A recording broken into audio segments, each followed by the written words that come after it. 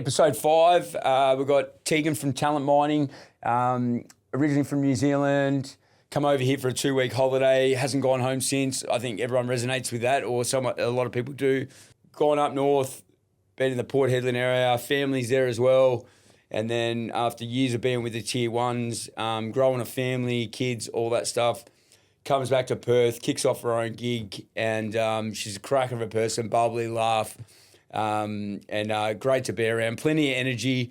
We resonated heaps. It's really cool. So watch this episode. Like and share it. I haven't asked anyone that. Mitch keeps kicking my ass, so please get on there, like and share. YouTube, Insta, Spotify, Apple. Get on there, guys. Check Tegan out, and hope you enjoy this one. Sit back, chill. Even when I was in those contractor roles, Yep. I always rely on the expert. As a leader, I always want people to be happy and do the best and work where they want to work and where they're glowing. So I'll never try and know everything. I think you learn that in business, and that you're already saying it now, early days, is like find the Michael Jordans, find the better people that do a better job than you. Yeah. It'll make your life easier. Being a business owner, you're under so much pressure, like mental fatigue of everything.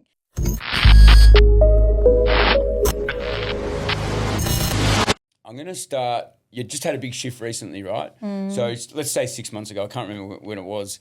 So about 6 months ago, I think you've reached out online or something like that. You're doing your DD and you're researching to kick off labour hire. You've got all these ideas like we all do as an entrepreneur, and we leave a bigger company. And then you've got relationships and you've got work and opportunity. And then you're like, what have I got to do? And then you're like, what's insurance cost? What's this cost? What's this cost? And you reached out, we had a chat, and I'm like, it's labour hire, don't do it. You're like, no, I'm doing it. And then you come in the office, and I think I humbled you a little bit with it all just because of costs and risk. And but you come with a heap of ideas, and it was great, and your background. So when was that? When did you have the idea? When was the big shift? When did you leave your corporate world? When was it? A year ago, officially. I wrapped up at BHP after 11 years, and I guess how it all came about was the year previous, I had gone on a girls' trip actually in Hamilton Island, and all the girls were entrepreneurs. And I was like, they were like, FOMO. They were like living their life, freaking didn't have a work schedule, like wearing Louis Vuitton. I was like, I work in the mines and I'm still not getting it. I need to do something, but obviously it just kind of inspired me that I have always been interested in business, but I was like, how am I going to create a business? What am I going to do? And so I started a TikTok, The Mining Mum, started doing little spiels about what it's like working in the mines, being a mum, yada, yada, yada. And then from there I was just getting so many messages how do I get in the mines? What do you do? What is it like? And then, from there I started writing back to people. I was like, this could actually turn into something. Wow. And so that's kind of when I launched the podcast, because I was like, how do I make it a little bit more serious? Yep.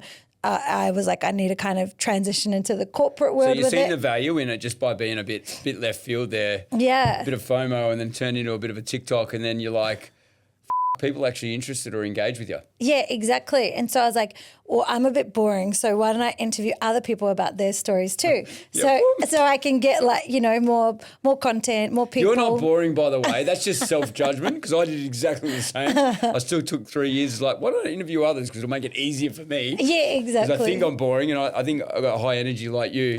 So, but if that's what helps us kick off, so be it. Yeah, exactly. And I was like, it's super interesting to find out what other people did, how they got in the industry. I've only done one kind of mainstream in the industry. So I like to interview all walks of life. Awesome. And then, from there, I guess I kind of had launched it and done about 3 months, and it was really starting to take traction. And then my team got offered redundancies, and I was in that limbo of it's safe. I've worked here for 11 years. I'm in a really good position. They're going to offer me another role. Or I could take the massive payout and kind of bet on myself and do something outside of this world, and also and leave. You stayed and safe, obviously. Yeah. and the perks of it was that I was getting my bills paid. I had a house. I had a car. There was no real outgoings. But then in the other side, there was this burning desire to leave this world and know that I wanted more. So, took the leap. Can you remember resigning? Can you remember pulling the pin? Well, actually, it was my friend who was my boss at the time. Oh. She came in and she was like crying. She was crying. She was telling me, she's like, I just have to tell you, we're going to be making your team redundant. Da, da, da. We can redeploy you, blah, blah, blah. And I was just like, I was fine. Like, I was like, that's fine. Like, she's like, why are you not sad? I was like, look, like, I just knew the minute she told me that I was just. Your gut. Yeah, I was going. Like, I was just like, this is amazing. This is like winning the lotto. Like, I would not have even left. Like, I would never have even saved this much money. 11 years as well, which is great, right? And it gives you that little bit of buffer to take that risk, which is why most people don't. Yeah, exactly. And like, again, I would never have even saved the amount of money that it gave me.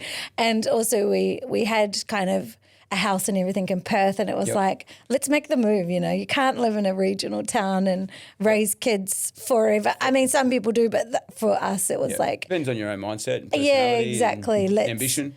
Let's take the risk. So that was the first. So you hit a roadblock, you're in a fork in the road, and a big 180 come, and your obviously friend / boss come in, and you took the risk. Yeah. And it's put you where you are today, and it's put you back in the beginner's seat. Yeah. Doesn't it? Oh my gosh, that's the cool lessons. Yeah. This year what's your biggest lesson? has been wild.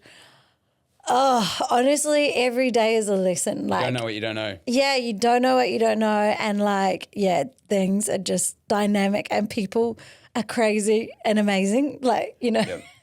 I haven't said it for a while. One of the biggest things I think is whatever you do, especially when you go on your own, you've got to be passionate for. And it's not because of the wins and the money that comes with it and all that, because that takes ages, right? Yeah. But you need the passion to get through the hard days. So when things are really hard and the chips are against you and 10 things went wrong tomorrow morning, you need to have that passion to get through it. Yeah. So you can get to the good days. Yeah. And your energy and your passion, and like, you've got good relationships, you've had a great time up there. It's not like you regret it, you're not holding anything against it. You're like, I'm going to use this to go to the next level, which is great. And it's a really good way, glass half full, really good way of looking at it. And look where you are. Yeah. Well, it was only ever a 1 year plan to go to the mines, and it turned into 11 years.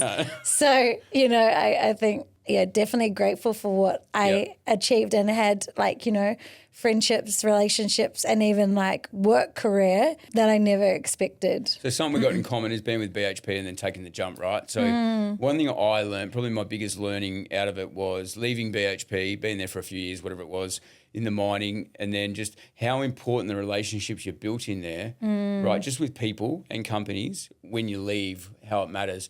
And people don't just come to you when you think they're going to. Everyone loves that you've been with BHP, but people don't just move when you go do your own thing, because you're high risk, because you're new again. That's 100% what I've learned. It took years. It's like, to be honest, it's more people that I've learned outside of my work that have taken risks with me.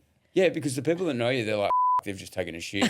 And people like us are usually mad, because when you take the plunge, you're mad. So they're like, I don't know if I want to do that yet. Let him get some credit. Runs on the board. Yeah, exactly. But now that I have done it over a year, everyone's starting to be like, oh, cool, oh, cool. Well. Yeah, exactly. You're safe.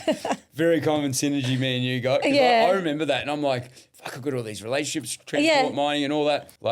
It was outside of that. And then 2-3 years in, you have a beer, you have a coffee or a lunch, and or people start chatting with you, and you're like, do you know about this? I'm like, yeah, I know about that. Because what happens, the win, I believe, and you'll relate to this, being in that game for 11 years, but then going back and supporting that industry, you know the game better than any other recruiter or, say, insurance broker. I know it pretty well because you come from it. Yeah. So then you understand it and learn it. So when they do come up to chat with you and go, how you doing? Do you understand it, contracts or the dynamics of the industry? You're like, oath I do. Yeah, exactly. I mean? You lived and breathed it for that long. Yeah. So let's keep touching on that. So you're Port Hedland based mainly, weren't you? That's your backyard. We lived there. Yeah.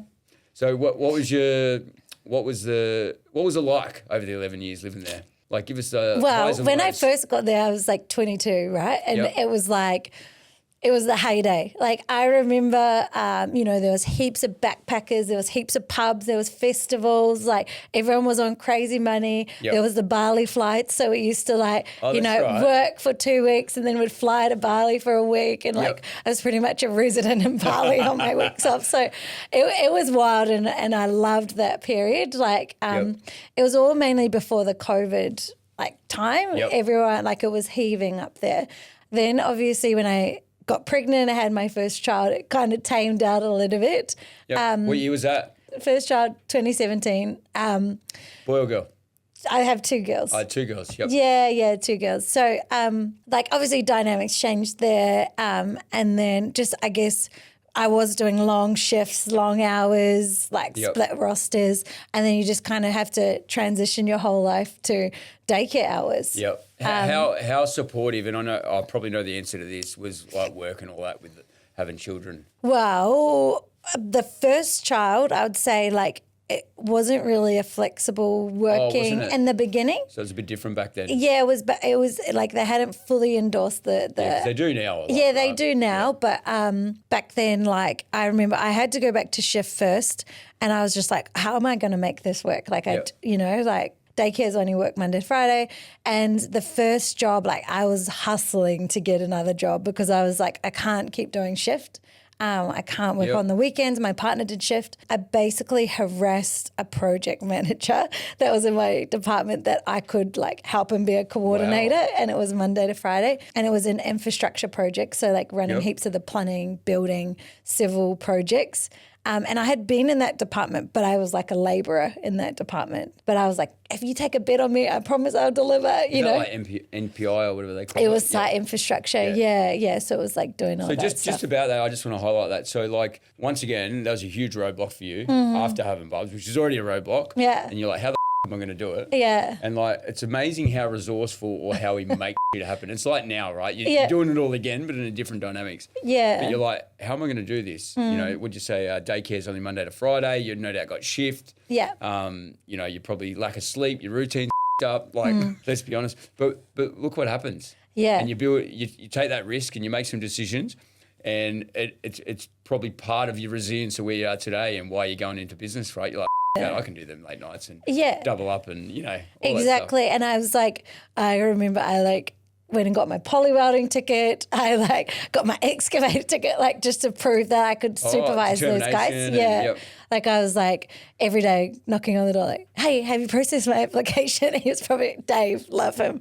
He was sign her off. Yeah, he was like, off, like, you know what I mean? I'm losing sleep. Yeah, exactly. Yeah, so then he started me off and I went into that coordinator position, which was, amazing. And really it was the best thing Dave ever done? Yeah, exactly. Well, yeah. He ended up having a motorbike accident a few months later, so I quickly went from coordinator to supervisor, running all those projects, and I just remember being like, holy like, what did I wish for? Yeah, wow. Yeah. So tell me, the day of the project supervisor, like, how did it look? You got up in the morning, what time? Like, what? It was like basically 6 till 6 because we were running like multiple projects with contractors and stuff like that. What kind of projects? Like, what were you doing?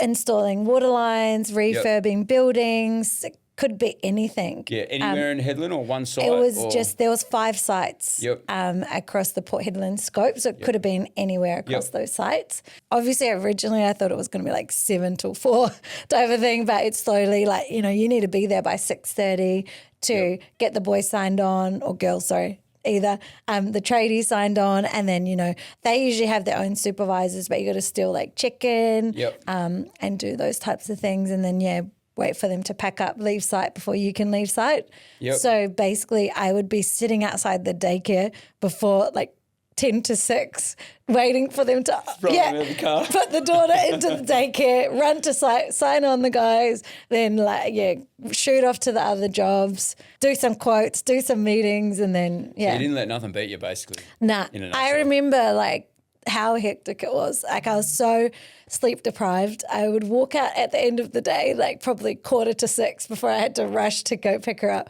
and be like, did I drop her off today? Like, you know, just so sleep deprived that you're like, drop my kid off? Yeah. You're just like, I vividly remember being like, how did the day happen? You know, like, because you in projects, obviously, you can be so cooked from just so many things happening, like mentally, and then you're like, how did I survive the day, you know? So what did you sacrifice doing that? Obviously time and sleep. What else got sacrificed? Obviously relationship always cops a bit of it, you know, because I think the old school saying that you pass each other in the hallway, maybe not so much that, but you're wrecked, right? So you're present but not present at times as well when you get home. Yeah. Did you take the little one home and then offload, or what was your partner or husband? Yeah, and he's always done roster too. Like, literally, our whole relationship of 10 years has been us working different swings, him doing FIFO.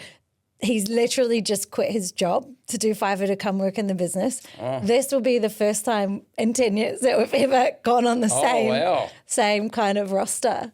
Okay, so what's the risk there? Well, yeah, exactly. We've never done Too it. much time together. We've never worked together, and we've never worked on the same type of schedule. Yeah. So it's going to be interesting. Are you excited? Excited. Like I need it because at the moment he's doing FIFO.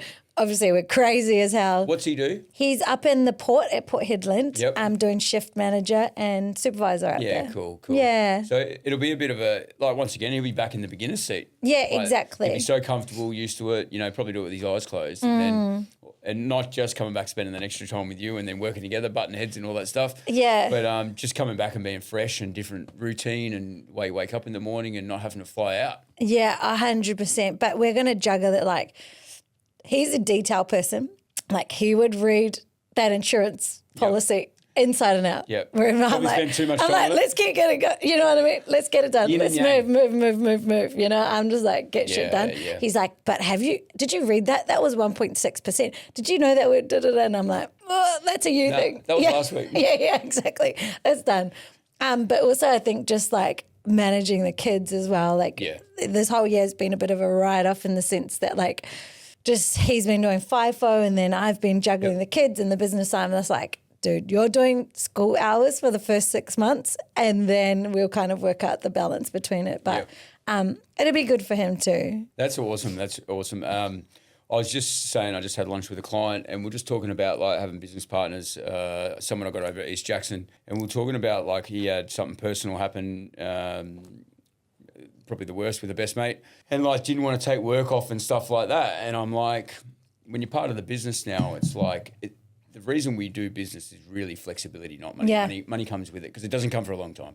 So really it's about flexibility. Rest comes, right? And we were just talking about it at lunch as well with the client, and he said exactly the same. He goes, people don't realise that. Now, going back to you guys and your husband coming back and, working with you, it's that flexibility piece, and that's the benefit you'll get. Working together is wicked if you can make it work. Then you're like, where each other's at, and then pick up, drop off the kids and all that kind of, and you still get that presence and be present, not present and not present. I think one thing and you would resonate with this is like being a business owner, you're under so much pressure, like mental fatigue of everything. Yep. And so just even to have him across some of the things to really understand the scope of say for example, we had a job with 15 people that were meant to go out last week. It just got pushed back 4 weeks. That means we've got to find work for 15 people. Plus we're now at a loss of being paid for 4 weeks. So that is a stress. but I can't reiterate that to him fully because he's not in it. Yep. So I think it's going to give that really good insight. When he's in it, he'll relate. You won't even have to explain. It'll be like you'll be bouncing off each other. Yeah. You'll be like, job just got pushed out. So what are we going to do here? I've got plan B and C. Yeah. Exactly. Yeah. It's amazing what you do on your own, but when you go and have someone to work with or bounce off, it's a huge help. Yeah. Yeah, exactly. And I'm like you in the sense that obviously this is my baby. I love this business, but this is not the only thing that I do. Yep. And so I need someone there to support to kind of take more of the leadership stance so that I can bounce out, do podcasts and all these other things, you know. So I've learned a lot about that over the last 10 years, but before we go, just before you went to Hedland and BHP, let's touch on what are the couple of other things you've got going on. Obviously, your podcast is touch a bit on the podcast. What's going on there? So the podcast has been. You're going to teach me a thing or two. It's been pretty good. Obviously, it's a bit of a niche, and I've been interviewing some really exciting guests. We haven't launched. I've had a bit of a break for the last 3 months, but. Ready to get back into it. So basically, just mainly interviewing professionals or Is it just the women? No, we do everyone. So what's it called? the Mining Mum podcast. Oh, the Mining Mum, that's yeah, right. Yep. So basically I'm the Mining Mum and then Yes, I'm I get you. So interviewing it's not just mining the people. mums, you're the mining mum. Yes. Yeah. Yep. And so Cool. then I interview people about their journey. Yep. And I love like inspiring stories. So whether it be like they've started their own company or they're a manager at a company, or even like I've had operators that used to be real estate agents, and so or like people that were in the army and they've transitioned to mining. It's really like, you know, just a relatable topic to people. So it's been amazing, and I've made some really great connections, and cool. I'm pumped for this year because we're kind of like, I'm one of those people like every year bigger and better. Like that's just know the feeling that you have this little me. break. I'm like, bigger and better. We're doing this. I think we're I doing drive this. these guys mad. I come back out in January, and I usually take an extra few days or a week, and I did this year. That extra week, the thinking that goes on. It's like I think I'm having a break, and I am, and I'm clear, but it goes through my head. I know. Like the whole time nearly, because you're wound down. So you're not on unless a client I haven't done that yet this year. Oh, like, can you imagine me right now if I wind down? Like, I haven't had a wind down yet. I'm like, but you're a bit in the infancy still, so it's like it's on. Like, Yeah. you don't have a choice. no, right? I don't have a choice. Like, I can't. Once again, you're doing all that stuff on your own. Like when your husband comes in, that'll shift that. Yeah. You don't have a choice. And it's a bit subconscious. Like you don't even know. Yeah. You're just constantly on. There's like, I know. But you're excited about it. It's new. You got to make it work. Yeah. It's like the resources, the resilience, And you want it to your standard. Yep. Like, you know, that's a thing that I am struggling with. I've started to hire people now. Speed trumps perfection. I know. Like, that's me. I'm just like, boom, boom, boom, boom, boom. Yeah. Like, like speed, whether you call it speed to market, whatever, like just get it. Obviously, you don't want to client, you don't want to put anyone at risk, but really you got to just make it happen. And like, Exactly. You're good at that too, but the problem with people, and me and you're very similar, that's why I can say this, is like you got to be careful because you go too much and you just don't want to put yourself at risk, because you don't want to go do all the hard work, 100%. stay up till midnight, do all the and then you go and do something that buckles you for a client. Because then it just negates all the hard work you've done. And that, I think that may be one of the things that I've learned. That's been my biggest lesson is that I am speed. Like, I just go and do it. And your husband's going to be good. And so like that's where he's coming in is that like, you know, I've gone out and done things without getting a contract, or like because I'm just getting it done. Or like I haven't at the beginning. I haven't negotiated the terms, and then like I've gone out and placed 6 ads for this company that then they change their mind and they don't go with that role. And then I'm like, might have went the other way. Exactly. So I just spoke about it at lunch. Just quickly, it's like there's 2 decisions or more, but 2, and it's like you pick one. But if you dwell on what could have happened, you're not going to, like, if you pick one, it doesn't work, but it gets you 10% forward, stop, pivot, and go again. 100%. Yeah. That's how I feel. Like, even though, I may have lost $500 on that, I've learned. But don't do it at And now all. I know, exactly. Now I've put those roles out, and like, you know, I've had applicants and I've met new people. And you learn why you're doing it. It's cheap learning. Well, it's not cheap learning, but it's learning why you're doing it. Like you go get asked to do that again, you will have a different conversation. You draw the line in the sand. You might get a bit of money or not pay as much. Yeah. Or already have the template or the setup to do it. Yeah, exactly. Like nothing's a waste. Yeah. And, you know, it's the whole point of the journey, right? It's like I know. all our stepping stones, and it costs us money and time.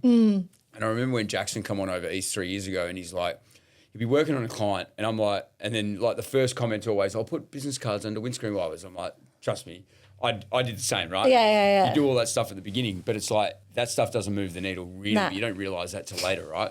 But then you'll be working on a client for like 3 days, and it'll be like $500 client. And you'd be like, you're getting paid $1 an hour or 50 cents. Yeah. I'm like, but you need to do that stuff. Exactly. Because you learn along the way. Yeah.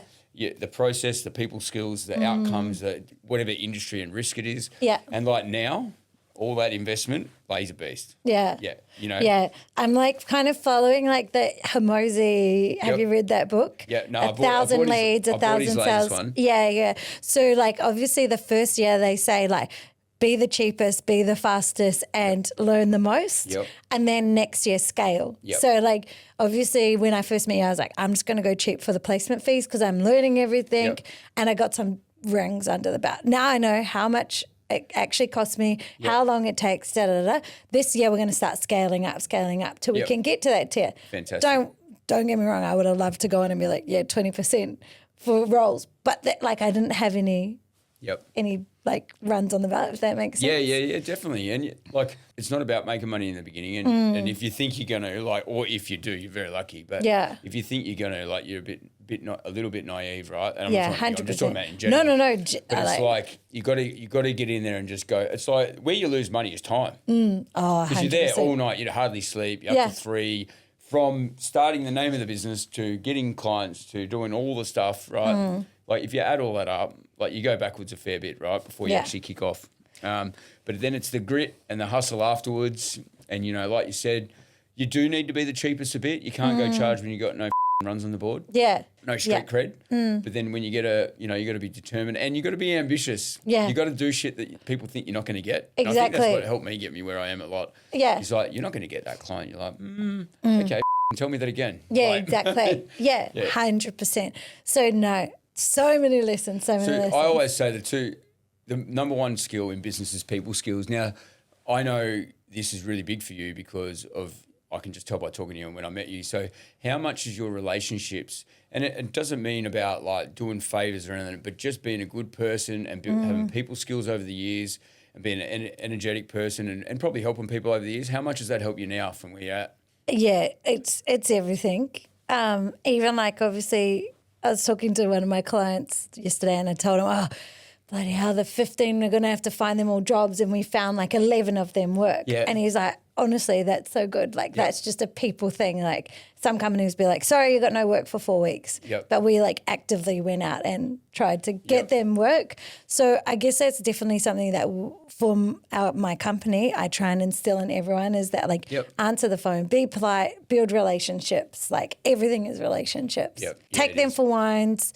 Take a bottle of wine when you go to a new client. Like I'm just very big on that. I think one of the biggest thing is, and it's like when you ring me, I'll be in a meeting and like probably clients like yourself in the first 12 months, year and a half are like probably more demanding than the rest of them. Sorry. No, that's a good thing. That's part of it. It's like Tegan's calling and I'm like, I know that when I talk to you, it's probably, it'll be, I'm going to do this or I got a new client or something because I know the way it works, right? And I do the same. So it's like, but it's picking the phone back up and answering or going, Tegan, I can't come back to you. I'll come back tomorrow. It's like the certificate. It's like, can't do it. I'll come back to you Monday, Tuesday. I forgot it was Aussie Day. So Tuesday. And, but it's all about like, you're in this like bit where you're trying to please your clients because you're trying to get runs on the board. You're in this like crazy bit. I told, Allianz that today actually. I'm like, no, you just need to get me this today because it's been like a week and a half and you guys made a mistake, etc. I shouldn't say the name, but anyway. But I'm like, but this client's early days, got great clients, growing, all that stuff, and you're telling me I'm going to go back because you just made a mistake. I can't give a certificate. I'm like, no way. So they were really good, really, really good. Went back to Sydney, escalated and go, hey, we do this one off because we made the mistake. We delayed them by a week. And they come back and they fulfilled and sent it through today, which is good. Because once again, when you're in this crazy stage, you're trying to get runs on the board. You can't have any mistakes because you're like, you're going to get judged. You know, you need. And I'm like, oh my God, I had to call. I was just like, oh God. And because obviously you know me, I'm speed. It's like, oh my God, just calm down. Like, that's one thing I'm learning about. Like, you know, in my company, everything I do is speed. So then when I'm trying to train up my team, I'm trying to reiterate that. Slow down. Yeah, I got to stop and reflect all the time when I'm like chatting. Even in this podcast, like my mind's constantly going. Even chatting with the team.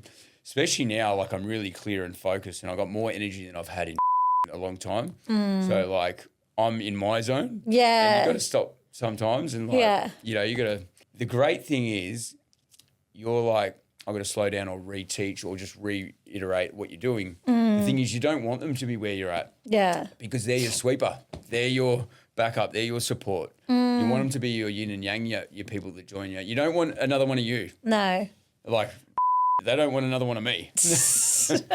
It'll drive them mad, you know. So, So you need them people in the background, and we're not all meant to be the same, I think, especially in business and when you're growing at the beginning. You don't have to answer this because I don't know a lot about you, but before you were 21, 22 and went to Port Hedland, what were you doing? What happened? Where were you born? I grew up in Gisborne, which is like it's on the east of New Zealand. It was amazing. So it's a small surfing town, and they had the biggest festival in New Zealand. Wow. So from the age of 12, I was jumping the fence and using fake IDs to go to this massive festival. So we grew up like in a party town, basically. Yep. From high school, we were throwing parties and celebrations, and every weekend was something. And so I guess that kind of has like instilled who I am. Like obviously still a bit of a partier, but just a people person, social. And yeah, so it was an amazing place to grow up, and it was really safe. Like, we were cool. like walking the streets, going to parties with our passion pop or whatever we were drinking back there. Yeah. So, and then after that, I obviously finished school and went and studied fashion. And so I went to like a fine art and design school. How old were you then? I was 17. Wow. Yeah, so I moved to the city. I was flatting with, other uni students. Yep. And studied fashion for 2 or 3 years. Yep. And I think like I kind of realized I didn't want to be a fashion designer. I was more into like the styling and TV and film dressing. Yep. And I quit uni and went and worked for some retailers, like fashion labels, and worked in retail for a little bit. And then I got my first job in TV. And so I started doing like wardrobe dressing and assisting. Cool. And then, from there, basically when I was about 19, started going into TV and film, mainly working on Power Rangers for the longest time. Yeah, and doing like, costume dressing and stuff like that. So where was that filmed? In Auckland. It was it? Yeah. Yeah, so... I remember that. That's a bit of nostalgia for me, Power Rangers. Yeah. So I did that for a couple of seasons until, I was about 21, and then decided I wanted to go to Hollywood because my best friend had just moved over to LA, and I got an internship over there for 3 months for a celebrity stylist. So packed everything up, went and couch surfed with some friends. And Come on, name drop. What happened over there? I was working in Beverly Hills with a celebrity stylist, and living in Hollywood on my friend's couch. So, it was wild. Again, going to work every day, partying every night. Yeah, I remember being so poor. This is hilarious because, obviously, you're young in America. I was on my OE. I probably had only saved 10 grand for the whole 3 months. So it's like an unpaid internship as well. You got to pay everything. Oh, is that right? Yeah, because girls obviously get to go along to all the parties and get invited and stuff. We'd be going into booths, and I remember people would give you wads of cash and throw it in the air, and you're like, I need some money for my lunch tomorrow. Wow. Yeah, it was one of those experiences, but it was amazing. How do you reflect on it now?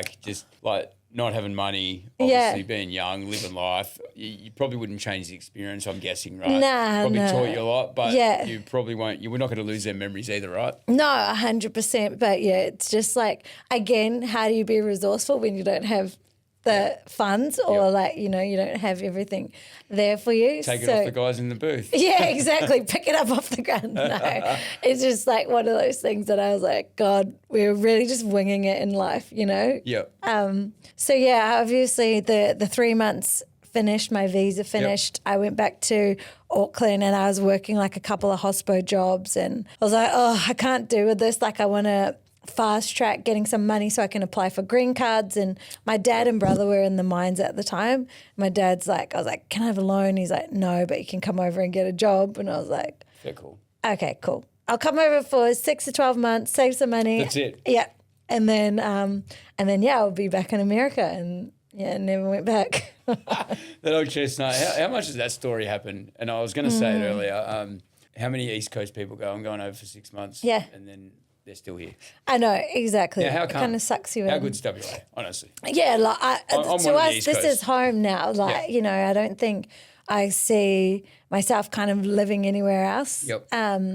Now we're embedded in it. We know how good it can be. And I come here in 04 and with the Navy, and I love it. I reckon WA's unreal. And we used to say it was 10 years behind. You don't really hear that now. Yeah. I think we're miles ahead. We've got the money. Everything's built off of mining resources, whether you're a cafe, hairdresser or construction engineering. But like we're building infrastructure now, which we didn't have a lot of considering the money we got here. Tech and innovation. Yeah. I think we're leading in a lot of ways, which is fucking unreal. And then, get to all this stuff, the podcast and all that. I think we do really well. And I think we're now a modern city and we lead in a lot of ways. I don't know what your take is on that I didn't buy more houses here when I was working in Port Hedland. I'm like, God damn, we could have easily done that. You don't know what you don't know. Well, yeah, no exactly. One knew, right? Like, look what's going on with the world now and the economy and money and fiat and digital and like who knows where it's going to be in 5 years. Yeah, like, you could not go, this is where it's going to be. Yeah. Like I know. You can't. And you can't back then. And I think because we're, what is it, boom and gloom kind of state, up and down, it's unknown. Yeah. Like someone turns off a commodity or, turns it up, it changes the whole thing. And it goes through every industry, hairdressers, cafes, fucking you name it, restaurants. So we've got to be very careful, like how many people, I can't remember, when was the boom? And then it all dropped and everyone lost so much. 2012? Yeah, I think 2013, yeah. And then it all then. went downhill because everyone went and bought houses, thought it was going to last forever because they want to support their guys up north. There's 30-year companies there, from drilling companies to mining companies, whatever. And they end up losing everything, their personal house and everything, because they went that far in debt. Yeah. Port Hedland was a big one. Houses worth what, $1 million or $2 million, and then they're worth $400,000. Like, how do you do that when you're minus? Hopefully a lot of people will learn from them cycles though. Yeah. Yeah, exactly. So you would have been, what is it now, 26? So what's that, 16? You went, when did you go up there, 15, 14? 2014.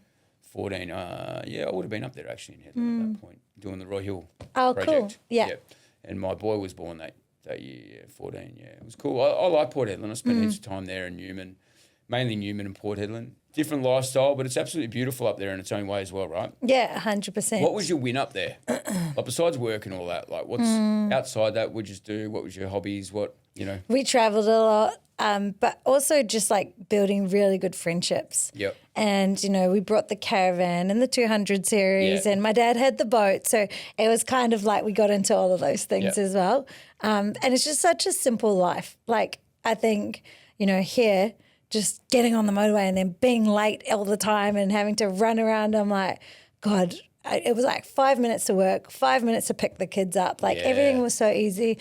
You can always, your friends are always free. You're always having barbecues because no one's like got heaps of stuff to do. So, you're definitely a lot closer to people, I think. More present. Like I've got friends that I've been here now for a year and I still haven't seen. So because everyone's just busy here. The quality of time. And what you get done, I suppose, in a year or in a period. Yeah, and I think as well, like having a secure job with bills paid and like there's something to be said. Obviously, you're still stressed and you might be off in a day, but like not having financial worries or not having to constantly be stressed about where your income's coming from. Would you change it?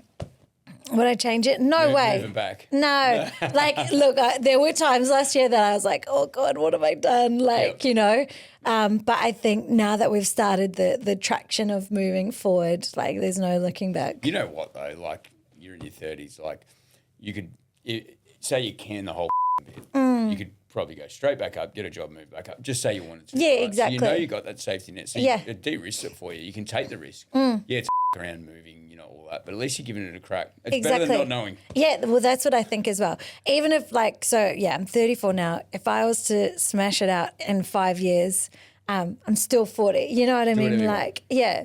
So 2 girls, any more kids? We go through this all the time. Oh. I don't think mentally I could right now. Like, I'm like, I can't take on anything else. How old are both of them? One's 8 and one's 4. One's 8 and 4. So they're like, there's a gap, but like I've always wanted a little boy, but then what if I had 3 girls? Or twins. They already fight. Oh, twins, yeah. They already fight so much. I don't know. It's one of those things. Yep. If it happened, it happened. I wouldn't actively try, but I think we'll get to a limit where we're like, yeah, we're not doing it. Yep. Yeah, cool. So when's the first day for the hubby? So he finishes on the 4th of Feb. So you got him like on the 5th?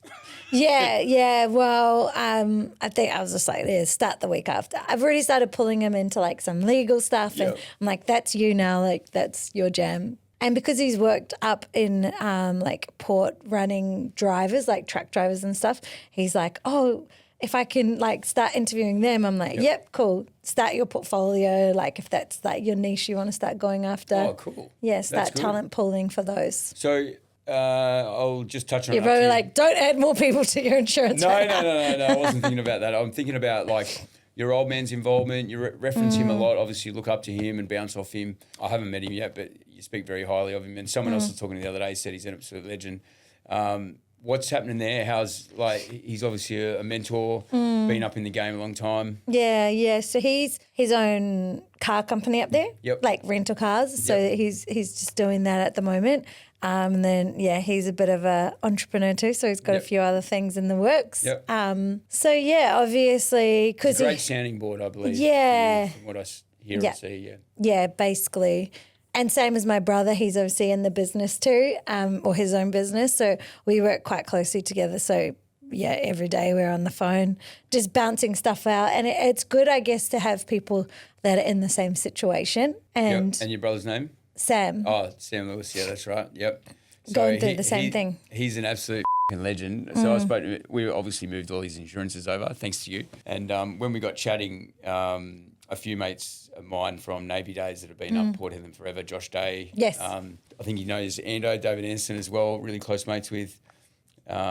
So they're all Navy lads with me. And we got on chatting with Sam and he's like, I'm really close. I talk to Josh all the time. So such a small world up there and I'm not even up there, you know what I mean? Yeah. But he loves it up there and he runs a good gig too, Sam. Yes. We have really good chats, honest chats and just where he's heading and, being in that white-collar engineering project management space, he runs a really good ship as well. So for you guys as siblings to have each other to bounce off is and you two are opposite, by the way. So as you he's very detailed. Yeah, he's typical white-collar engineer project manager, which is probably a bit more reserved than you are, but obviously he's taking the risk. Yeah. And he's not just a one-man band. He's doing a good gig and he knows his he's got a really good balance.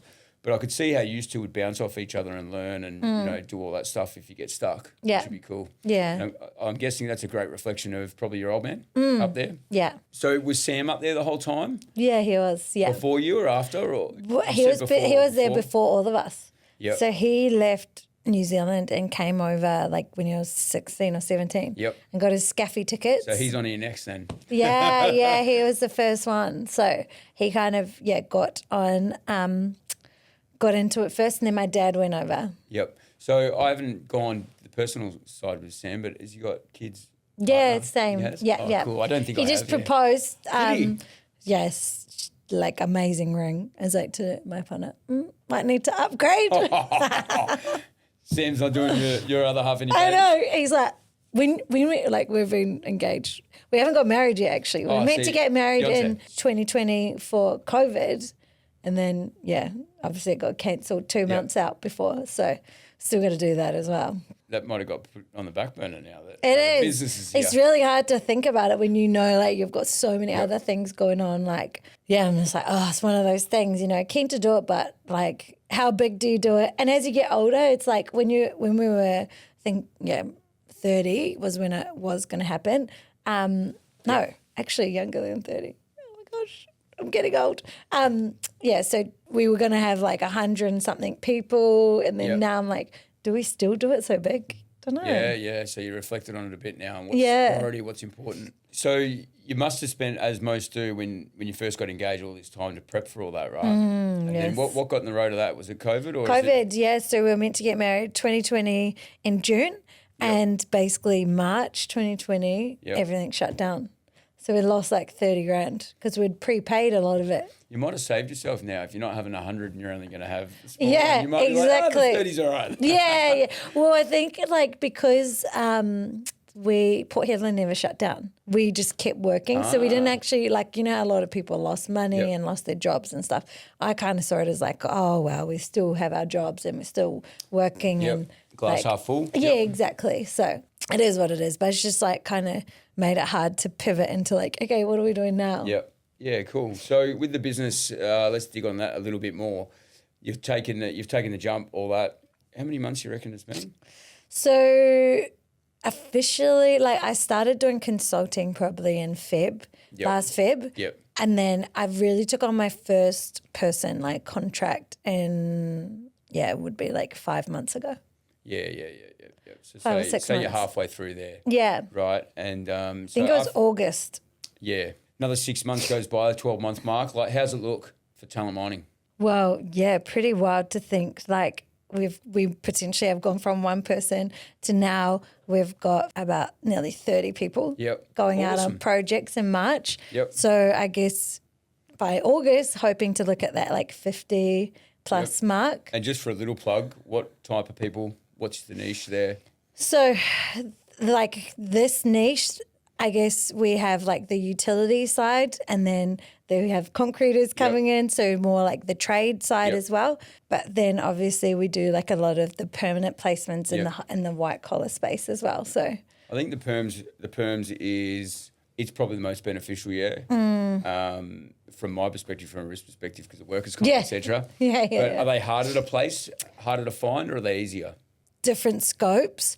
One company that I've been working with is quite niche, so they have to be a specialist in pumps. Yep. So that's been quite hard to find because it's a certain type of pump. It's slurry pumps. Like you need it to have that background and like mechanical engineering, also in sales. It's hard to find people that suit the sales mechanical side. But then some of the things that I'm helping Sam with, like planners, project managers, because I was almost in that world, I do know what to look for. My next question. It must help a lot. Usually where my strengths come from a bit, understanding the client. And like you being in that space industry and around that environment for so many years, it must help a lot, hey, when you talk the lingo and relate to the client. 100%. I also think, when we take on a new client, I obviously like to know them because you know what's going to fit for that company. Yep. What they look like, what they act like, how they talk, what their experience is before we even put them forward. Everybody obviously has their own preference, so it's really good to like get to know the client before we go and choose the people. Yep. What's something out of the last 11 years, whether it was a really huge roadblock with BHP, because obviously over your 11 years you shifted, obviously you had a little one and you begged and annoyed Dave and all the rest of it. What was probably one of the biggest learnings that you take away for today? Like what's something that was maybe a challenge, maybe you overcome it, whatnot, or learning, but today you reflect on it and it helps you in business? I think just having like that belief in yourself. So obviously I started with no experience as a landscaper, utility, and then worked across projects, supervision, contract management, and then superintendent. So it was really relationships and always trying to help people. So. Do you know something I think about? I had breakfast. I was just doing a post with Jesse earlier about from Greg G. His name is from Fantastic. Oh, so that's the CEO framework and network that I just joined. And I was having brekkie with him the other day. He was from over east and something just related to me then. And it's kind of relative. It's like be your own best mate. And it's like learning to back yourself and really like going in. Yeah. And I think like what you said before, like back yourself, support yourself, I think that's a big piece, right? Especially when you take the big jump from being in your comfort zone. Yeah, exactly.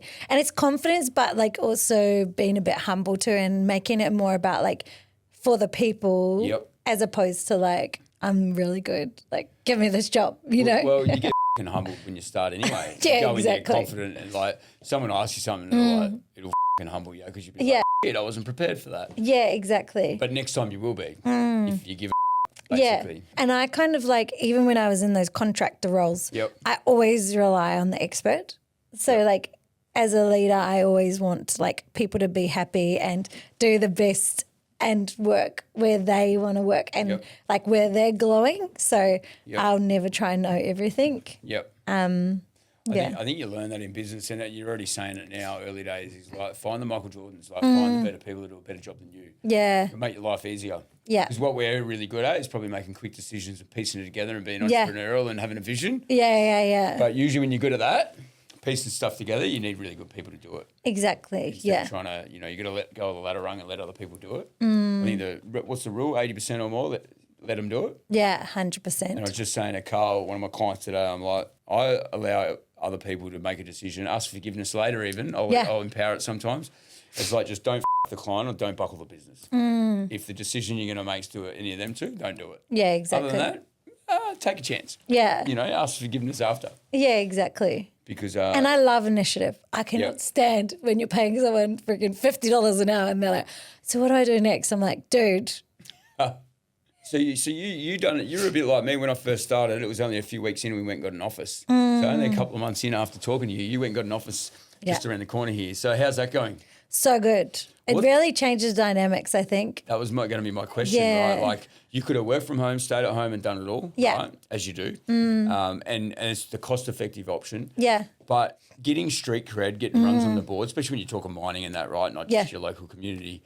I think going and getting an office, and we're having a discussion here about this office where I move it on or stay here after July, but I think there's a lot of credit in having it, you know, to keep yourself motivated. Yeah, 100%. Having somewhere to go and split you from doing all them hours from home. Yeah. Especially when your hubby's coming in, at least you've got two places you can, you know. Get out of the space, Yeah. And just having a place for clients to see and feel, and I think that self-feeling, it's like dress good, feel good. Yeah, 100%. I think all that comes into it too. Yeah, and even like having clients come in, also building a team. We all work from the office Monday to Thursday and then everyone works from home on Friday. Cool. So like, you know, you get that team dynamic. I just don't think you get the same rapport when you're at home. Okay. And you know what it's like when you're a business owner in the beginning, you're like penny pinching. You're like, are you doing the hours? How do I know? How do you know if you're good? Like, I just think, instead of being, did you set up the podcast in the office? Yeah, podcast office, yeah. When do you think you're going to kick it off? So I've got like a few preloaded interviews, but we're going to do like a bit of videography for the reels and stuff like that. So that's all happening next week. I think probably like mid to late Feb. Yep. Because we also have all those big jobs starting and I'm like, I don't want to overcook myself. Like this year I need to kind of like, I've been so bad on the fitness front and I just need to like find that true balance because I've just been all in on the business, then put on like 10 kgs. So it's one of those things like, you know. Sacrifice. This year I'm like, get to the gym, get your head in the right place, sleep properly, eat properly, stop being so chaotic, you know, so. Good. Yeah. All right, I suppose we'll wrap it up there. It was really good. A couple of things. What I probably will do, and especially you being in the early stages of the business, I reckon in 6 months we'll come back and do a recap. Yeah, for sure. Even the Shane I had on this morning, I said the same. He's actually doing e-commerce over East early days. Oh, cool, yeah. I said, we'll recap in 6 months, even if it's a shorter one or a bit different dynamics or in your office or something like that. Probably have to. You got a set up in there, so we could probably do that. Yeah. I suppose key takeaways from today, going over your journey, what would they be? What comes to mind? Oh, back yourself. Yep. Again, I love it. Back yourself. Back yourself. And then, resilience, always being resourceful. Like how if you want something to happen, it's not going to happen. You have to find a way. Yep. You got to find the money on the floor to keep going. From your party days in New Zealand to now, what was probably your biggest resilience builder? What comes to mind? I think moving to Port Hedland. Yeah. I remember like I was having such big anxiety attacks that actually my appendix popped like 6 weeks before I was leaving. Because I remember thinking, am I making the right decision? Like, what am I doing? Like, I'm literally giving up my dream to go to the middle of nowhere. Yep. Like, you know. That really hit you. I just remember being so anxious about it. And like it wasn't the end of the world. I could have left at any time, but I didn't. But it also, like I think that was the biggest thing, was making the choice. Just for anyone else making that shift, how long did it take you to go, I'm okay with this and it's actually a really good decision? Because obviously the first 4 to 8 weeks, you're probably still questioning yourself. I reckon months. Like I was like still telling everyone, I'm leaving. Until